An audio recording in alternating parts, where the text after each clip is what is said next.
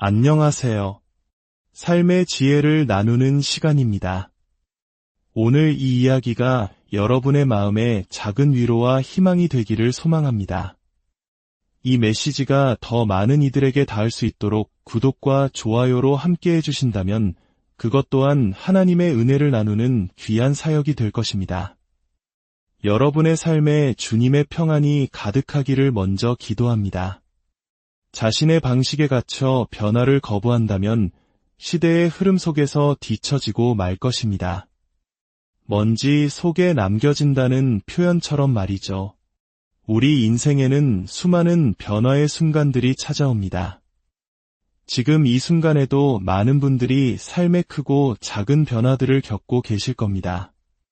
아마 우리가 겪고 있는 모든 변화를 한데 모은다면 거대한 산처럼 쌓일지도 모릅니다. 그 중에는 우리가 원하고 계획했던 기분 좋은 변화도 있겠지요. 스스로 만들어낸 변화는 언제나 환영입니다. 하지만 문제는 다른 사람이나 외부 환경에 의해 내 삶의 변화가 닥쳐올 때입니다. 그때 우리는 당황하고 때로는 고통스러워합니다. 만약 여러분이 변화의 시기를 고통 없이 오히려 용기를 내어 통과하고 싶으시다면 아주 간단하지만 심오한 진리를 먼저 받아들여야 합니다. 그것은 바로 변화에 대한 당신의 생각부터 바꿔야 한다는 것입니다. 변화를 부정적인 것으로만 보지 말고 긍정적인 관점에서 바라보는 연습이 필요합니다. 네, 분명 무언가는 끝이 났습니다. 하지만 그것은 동시에 새로운 시작을 의미합니다. 우리는 잃어버린 것에 대한 상실감 때문에 앞으로 얻게 될 새로운 것이 얼마나 더 좋을지 상상하지 못합니다. 무언가를 놓아야 새로운 것을 잡을 수 있는데 손을 놓는 순간 아무것도 잡지 못할 것이라는 두려움에 사로잡히기 때문입니다. 믿음의 조상 아브라함의 심정을 한번 상상해 보십시오. 하나님께서 그에게 내 고향과 친척과 아버지의 집을 떠나 내가 내게 보여줄 땅으로 가라고 명령하셨을 때 그의 마음이 어떠했을까요? 하나님께서는 그가 가야 할 곳을 명확히 알려주시지도 않았습니다. 그저 내가 보여줄 땅이라고만 하셨습니다. 장막을 걷고 가족들을 이끌고 정처 없이 사막을 향해 걸음을 옮기는 아브라함의 모습을 그려보십시오. 아마 우리 대부분은 어디로 가야 하는지 먼저 말씀해 주시면 지금 있는 곳을 떠날지 말지 결정하겠습니다. 라고 말하고 싶었을 겁니다. 하지만 변화는 삶의 일부입니다. 우리가 변화에 저항하면 할수록 우리의 삶은 불행으로 가득 찰 뿐입니다. 사상가 조지 버나드 쇼는 자신의 마음을 바꿀 수 없는 사람은 아무것도 바꿀 수 없다고 말했습니다. 또한 석유왕 존 록펠러는 이런 말을 남겼습니다. 더 위대한 것을 위해 좋은 것을 포기하는 것을 두려워하지 말라. 얼마나 많은 사람들이 단지 안전하다는 이유만으로 익숙한 것에 매달려 살아가는지 모릅니다. 마음속 깊은 곳에서는 진정으로 원하는 무언가가 있지만 두려움 때문에 한 발짝도 내딛지 못합니다. 지금 이 순간 하나님께서 당신에게 원하시는 일이 있다고 믿으면서도 혹은 마음속에 간절한 소망이 있으면서도 머뭇거리고 있지는 않으신가요? 그것이 머리 스타일을 바꾸는 소소한 일일 수도 있고 직업을 바꾸는 중대한 결정일 수도 있습니다. 다름이라는 생각만으로도 두려울 수 있지만 우리가 그것을 긍정적으로 바라볼 수만 있다면 두려움은 설렘으로 바뀔 수 있습니다. 물론 내가 시작한 변화가 아니라 타인에 의해 내 삶에 닥친 변화는 감당하기가 훨씬 어렵습니다. 최근에 한 자매님이 들려준 이야기입니다. 20년 동안 결혼 생활을 이어온 어느 날 밤 남편이 집에 들어와서는 아무런 예고도 없이 말했습니다. 더 이상 결혼 생활을 하고 싶지 않아. 그녀는 남편이 불행했다는 사실을 전혀 눈치채지 못했고 아무런 문제가 없다고 생각했습니다. 남편은 다른 여자가 생긴 것도 아니라고 했습니다. 그저 결혼이라는 틀 안에 더는 머물고 싶지 않다는 것이었습니다. 또 다른 경우 한 남성은 어느 날 갑자기 나는 더 이상 아빠로 살고 싶지 않아. 이 모든 책임감이 내가 원하는 삶이 아니야 라며 가정을 떠났다고 합니다. 이런 상황에 놓인 여성은 한순간에 무너져 내리는 듯한 충격과 배신감에 휩싸입니다. 거절당했다는 느낌, 모든 것이 내 탓인 것만 같은 죄책감과 싸워야 합니다. 내가 만약 조금만 다르게 행동했다면 하고 자책하게 되죠. 왜 우리는 다른 사람의 문제가 마치 나의 잘못인 것처럼 짊어지려 할까요? 그것은 우리를 불행하게 만들려는 사탄의 오래된 계략입니다. 사탄은 우리 마음에 죄책감을 심어주는 것을 가장 좋아합니다. 저는 어린 시절 아버지로부터 끔찍한 학대를 당했습니다. 그리고 수십 년 동안 그 일에 대해 깊은 죄책감을 느꼈습니다. 하지만 생각해보면 그 잘못은 제가 저지른 것이 아니었습니다. 아버지가 저지른 일이었습니다. 문제가 있었던 것은 아버지인데 왜 제가 죄책감을 느껴야 했을까요? 모든 것이 언제나 그대로일 것이라고 생각하는 사람은 어리석다 라는 말이 있습니다. 저는 이 말이 참 지혜롭다고 생각합니다. 제 딸에게 한번 물어본 적이 있습니다.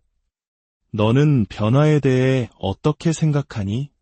별로 힘들어하는 것 같지 않아서 딸은 이렇게 대답했습니다. 저는 그냥 변화가 삶의 일부라는 걸 아는 것 같아요. 그렇습니다. 우리는 변화를 그렇게 바라봐야 합니다. 변화는 삶의 일부입니다. 우리는 변합니다. 우리의 몸도 변합니다. 아직 변하지 않았다면 조금만 기다려 보십시오. 반드시 변할 테니까요. 우리의 열망도 변합니다. 한때는 어떤 일을 너무나 사랑해서 4년, 5년 동안 열정적으로 했지만 어느 날 갑자기 더 이상 그 일을 하고 싶지 않게 될 수도 있습니다. 그것은 하나님께서 한 시대를 마무리하고 새로운 일을 시작하기를 원하신다는 신호일 수 있습니다. 우리의 친구 관계도 변합니다. 수년간 아주 가까웠던 친구가 이제는 더 이상 내 곁에 없을 수도 있습니다. 특별한 사건이 있었던 것도 아닙니다. 그저 그 친구의 삶은 한 방향으로, 나의 삶은 다른 방향으로 흘러갔을 뿐입니다. 우리를 둘러싼 세상은 끊임없이 변하고 있습니다. 특히 요즘처럼 급변하는 시대에는 더욱 그렇습니다. 우리가 좋아하지 않는 변화도 많습니다. 하지만 우리가 그리스도를 믿는 신앙인이라면 하나님께서 우리를 그분의 날개 아래 보호하고 계심을 믿어야 합니다. 이 마지막 때에 두려움 속에 살 필요가 없습니다. 변화는 어디에나 있습니다. 물가도, 유행도, 모든 것이 변합니다. 저 역시 사역을 하면서 수많은 변화를 겪어야 했습니다. 세상의 변화에 발맞추기 위해 많은 것을 바꿔야 했습니다. 컴퓨터가 무엇인지도 모르던 시절이 있었습니다. 처음 인터넷을 도입해야 한다는 말을 들었을 때 저희 부부는 그런 복잡한 건 하고 싶지 않다고 말했습니다. 하지만 조언자는 이것이 미래입니다. 반드시 인터넷을 시작해야 합니다. 라고 강조했죠. 결국 우리는 생각을 바꿔야만 했습니다. 지금은 어떤가요? 사람들과 소통하려면 컴퓨터와 인터넷은 필수입니다. 사역의 방식도 바꿔야 했습니다. 예배 음악을 더 젊은 세대를 위한 스타일로 바꾸고 한때는 1년에 36번씩 열었던 대규모 집회도 이제는 그렇게 많이 하지 않습니다. 저도 48년이라는 세월 동안 사역을 해오면서 나이가 들었고 예전처럼 힘들게 일하고 싶지는 않기 때문입니다. 하지만 저에게는 텔레비전 방송과 150권이 넘는 책들을 통해 전 세계 수많은 사람들과 만날 수 있는 놀라운 기회가 있습니다. 제 책들은 100개가 넘는 언어로 번역되었습니다. 제가 수십 년간 해온 사역의 열매들이 사라진 것이 아닙니다. 단지 이제는 다른 방식으로 사람들에게 다가가고 있을 뿐입니다. 부디 자신의 방식에 갇혀 변화를 완강히 거부하는 사람이 되지 마십시오. 당신이 변하지 않는다면 다른 모든 사람들은 앞으로 나아가는데 당신만 홀로 과거에 머물며 예전에 통했던 방식이 지금도 통하기를 바라고 있게 될 것입니다. 이제 우리 자신의 내적 변화에 대해 이야기해 봅시다. 우리가 그리스도인이 되면 하나님의 말씀에 비추어 볼 때 옳지 않은 자신의 모습과 습관들을 금방 깨닫게 됩니다. 설교를 통해 성경적으로 잘못된 것들이 무엇인지 알게 되죠. 그때 우리가 가장 먼저 시도하는 것은 우리 자신의 힘으로, 의지력만으로 자신을 바꾸려고 노력하는 것입니다. 하지만 진정한 변화를 원한다면 변화하는 방법에 대한 생각부터 바꿔야 합니다. 당신의 의지력만으로는 결코 자신을 바꿀 수 없습니다. 물론 우리의 노력과 협력도 필요합니다. 하지만 우리를 근본적으로 변화시키는 것은 바로 우리 삶 가운데 역사하시는 하나님의 말씀과 성령님이십니다. 그리고 그 변화는 하룻밤 사이에 일어나는 것이 아니라 오랜 시간에 걸쳐 점진적으로 일어납니다. 우리는 회개를 포함한 기도, 하나님의 말씀 연구, 그리고 하나님과의 깊은 교제를 통해 변화됩니다. 하나님을 저 멀리 하늘에만 계신 분으로 생각하지 마십시오. 물론 그분은 하늘 보좌에 앉아 계시지만 동시에 우리 안에 거하십니다. 제 말을 들으셨나요? 그분은 바로 우리 안에 살아 계십니다. 빌립보서 4장 13절은 말씀합니다. 내게 능력 주시는 자 안에서 내가 모든 것을 할 수 있느니라. 확대 번역 성경은 이렇게 말합니다. 내 안에 내적 힘을 불어넣어 주시는 그리스도를 통해 나는 모든 것을 할 준비가 되어 있고 어떤 것과도 맞설 수 있다. 그러니 지금 당신이 어떤 변화에 직면해 있든 두려워하지 마십시오. 하나님은 당신을 사랑하시며 당신의 삶을 위한 선한 계획을 가지고 계십니다. 당신이 지금 무엇을 잃어가고 있든 하나님께서는 당신이 얻게 될 것이 잃어버린 것보다 훨씬 더 좋게 만드실 수 있습니다. 기회를 드리기만 한다면 말입니다. 그러니 당신의 태도를 바꾸십시오. 부정적인 태도를 버리고 긍정적인 마음을 달라고 하나님께 기도하십시오. 제 막내 아들은 이제 45살입니다. 오랫동안 저희 집 바로 근처에 살아서 거의 매일 얼굴을 보며 지냈습니다. 그런데 어느 날 아들 부부가 찾아와서는 유타주로 이사를 가겠다고 말했습니다. 스노보드를 좋아하는 아들과 손주들이 언제든 스노보드를 탈 수 있는 곳으로 가고 싶다는 것이었습니다. 아들이 이사 간다는 말을 들었을 때 제 마음은 좋지 않았습니다. 하지만 아들은 이미 결정을 내렸고 제가 슬퍼하고 디스트로트 한다고 해서 달라질 것은 아무것도 없었습니다. 어쩌면 지금 빈둥지 증후군을 겪고 계신 분도 있을지 모릅니다. 몇 달 전까지만 해도 아이들로 북적이던 집이 이제 텅 비어버렸을 수 있습니다. 하지만 아이들이 떠났다고 해서 무언가가 변했다고 해서 몇 년씩 슬픔에 잠겨 있을 필요는 없습니다. 지금 제 아들은 한 달에 한 번씩 저희 집에 와서 3일 정도 머물다 갑니다. 그런데 신기하게도 그 3일 동안 아들과 나누는 대화와 교제가 아들이 바로 옆에 살 때 한 달 동안 만났던 것보다 훨씬 더 깊고 풍성합니다.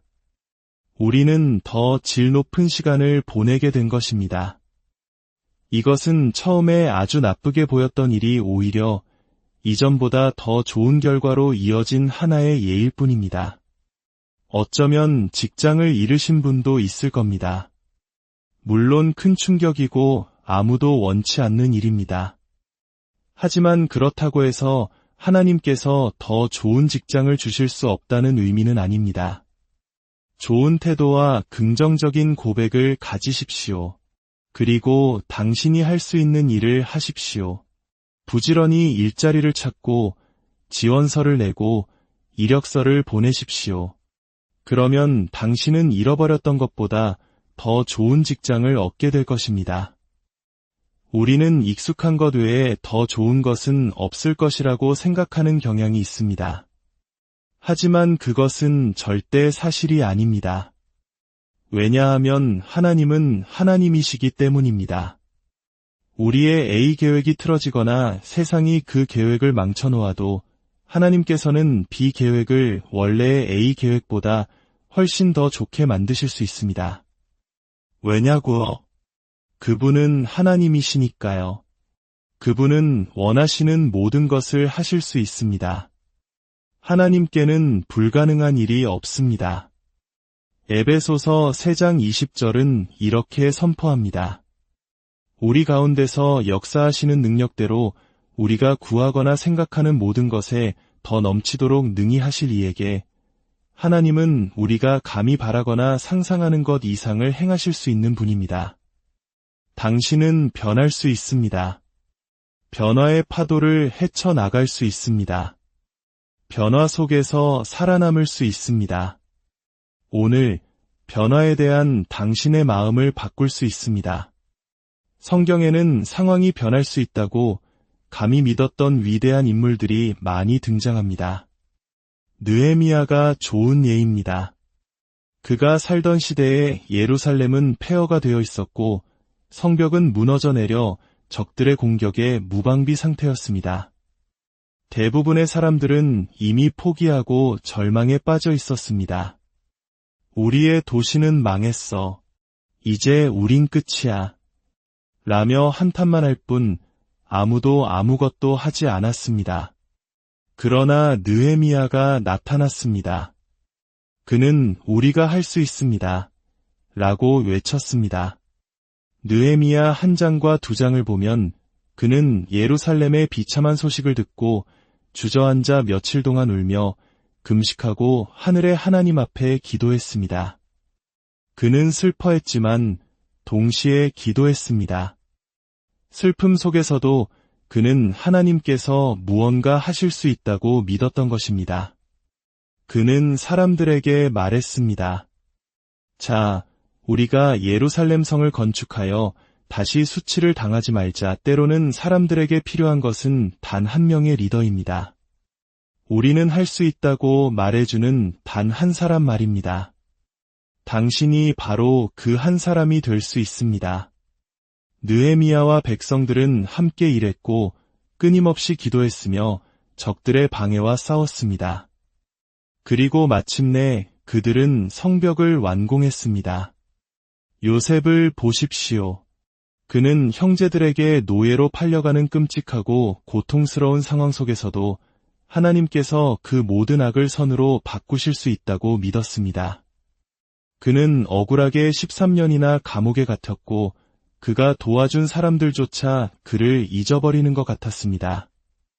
하지만 요셉이 어디에 있든지 하나님은 그에게 은혜를 베푸셨습니다. 결국 그는 파라오의 꿈을 해석하고 이집트의 총리가 되었습니다. 파라오 다음으로 가장 높은 권력을 가진 사람이 된 것입니다. 그는 구덩이에서 궁전으로 올라섰습니다. 당신도 그럴 수 있습니다. 다니엘은 사자굴 속에서도 하나님이 자신을 버려두지 않으실 것을 믿었습니다. 베드로는 그리스도를 3번이나 부인했지만 용서받을 수 있다고 믿었고 이후에도 하나님께 위대하게 쓰임받았습니다. 18년 동안 혈루증으로 앓던 여인은 자신이 나을 수 있다고 믿고 군중을 뚫고 나아갔습니다. 때로는 우리에게 이런 뚫고 나아가는 믿음이 필요합니다. 포기하지 마십시오. 지금 당신이 어떤 상황에 있든지 포기하지 마십시오. 당신의 인생은 끝났고 다시는 좋은 삶을 살 수 없을 것이라는 사탄의 거짓말을 받아들이지 마십시오. 과거의 상처 때문에 평생 이류 인생을 살아야 한다고 생각하지 마십시오. 하나님의 말씀을 붙들기 시작하면 그것이 진리가 아님을 깨닫게 될 것입니다. 다른 누군가가 당신에게 저지른 불의 때문에 당신이 이류 인생을 살 필요는 없습니다. 오히려 당신이 하나님을 신뢰한다면 그분은 당신의 고통에 대해 갑절의 축복으로 갚아주실 것입니다. 저의 시작은 비참했지만 저는 지금 위대한 마무리를 향해 가고 있으며 아직 끝나지 않았습니다. 사도 바울은 모든 그리스도인이 그들의 힘이 되시는 그리스도를 통해 삶에서 필요한 모든 것을 할 수 있다고 믿었습니다. 저는 여러분이 지금 어떤 상황에 직면해 있든 좋은 일이 당신에게 일어날 수 있다고 믿기를 원합니다. 자, 얼굴에 미소를 띄워 보십시오. 흥분된 마음을 가지십시오. 그리고 이렇게 선포하십시오. 나에게 좋은 일이 일어날 것이다. 사랑하는 사람을 잃었을 수도 있습니다. 그 슬픔의 깊이를 이해합니다. 하지만 이미 일어난 변화는 되돌릴 수 없습니다. 우리가 할 수 있는 일은 아마 없을 것입니다. 그러니 그 변화의 흐름에 순응하고 하나님께서 당신에게 완전히 새롭고 놀라우며 강력하고 흥미진진한 시작을 주시도록 하십시오. 변화는 하나의 과정이며 때로는 우리가 원하는 것보다 더 길게 느껴질 수 있습니다. 우리는 하룻밤 사이에 변하지 않습니다. 그리스도를 영접하고 다음날 아침에 완전히 다른 사람으로 깨어나는 것이 아닙니다. 우리는 배우고 성장하고 말씀을 연구하면서 조금씩 변해갑니다. 변화가 두려운 이유는 우리가 통제력을 잃는 것을 싫어하기 때문입니다. 과거의 것을 놓아주려 해도 앞으로 잡게 될 것이 잃어버린 것만큼 좋지 않을까 봐 두려워합니다. 하지만 변화는 우리가 두려움을 느끼지 않아서가 아니라 두려움에 맞설 때 일어납니다. 오늘 제가 여러분에게 전하고 싶은 가장 중요한 메시지는 이것입니다. 용기를 내십시오. 그리고 담대하게 변화를 마주하십시오. 어떤 일이 일어났든 하나님께서는 그 속에서 선한 것을 이끌어내실 수 있다고 굳게 믿으십시오. 로마서 8장 28절은 말씀합니다. 우리가 알거니와 하나님을 사랑하는 자 곧 그의 뜻대로 부르심을 입은 자들에게는 모든 것이 합력하여 선을 이루느니라. 저 역시 계속해서 변하고 있습니다. 하지만 저는 준비되어 있습니다.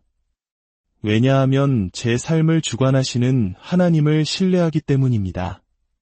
그리고 여러분 아십니까? 하나님은 여러분의 삶 또한 주관하고 계십니다. 하나님은 당신을 너무나 사랑하십니다. 당신은 그분에게 아주 특별한 존재입니다. 당신이 겪고 있는 변화의 한가운데에서도 그분은 선한 계획을 가지고 계십니다. 두려워하지 마십시오. 모든 것을 합력하여 선을 이루시는 하나님을 신뢰하며 용기를 내어 새로운 시작을 향해 나아가십시오. 주님의 크신 은혜와 평강이 여러분의 모든